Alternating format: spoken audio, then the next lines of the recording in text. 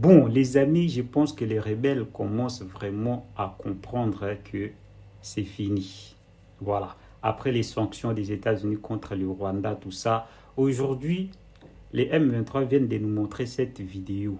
Dans la vidéo, ils nous disent, ouais, 5000 anciens soldats FARDC, Ouazalendo, capturés, tout ça, qu'on a désormais, ils sont libres et tout, dans les cadres des, voilà, donc de montrer la bonne foi et tout, de libérer les prisonniers, blablabla, bla, bla, tout ça là.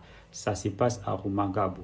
Mais bizarrement, ils ont dit que la vidéo a été tournée depuis le 2 mars. Rappelez-vous, le 2 mars, ils avaient montré une autre vidéo avec Sultan Makenga. Ils nous ont dit qu'il était toujours en vie, voilà, pour célébrer donc les 1500 et quelques commandos mobiles, enfin, ce genre de trucs comme ça là et tout. Mais la question qu'on se pose ici, si les deux vidéos ont été tournées les mêmes jours, pourquoi dans cette vidéo, on ne voit pas Sultan Makenga? Il n'est pas là. Et Laurence Kanyuka, qui fait un discours, et tout ça là, il fait comprendre que Sultan Makenga n'est pas là. Voilà. Donc des deux, pourquoi si la vidéo a été tournée les mêmes jours, les 2 mars, pourquoi sortir la vidéo aujourd'hui? Parce que dans la première vidéo, ils nous ont montré que voilà, il y avait Sultan Makenga. Et puis ça se passe dans les mêmes endroits, à Rumangabo. Ça, c'est la première question. Il y a déjà des doutes là-dessus. Deuxième chose, les amis, là, on sait qu'ils sont vraiment dans des difficultés parce que il faut savoir que hier, il y a encore un drone de FARDC qui a pilonné le ravitaillement de l'armée rwandaise M23 à Mouchaki, à quelques kilomètres seulement de la cité de Saké, donc près de Goma.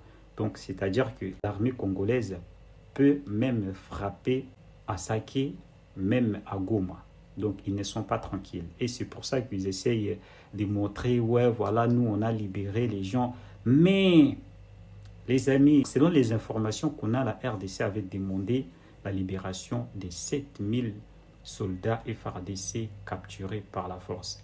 Là, ils nous montrent 5000. Où sont passés les autres? Ils ont été exécutés.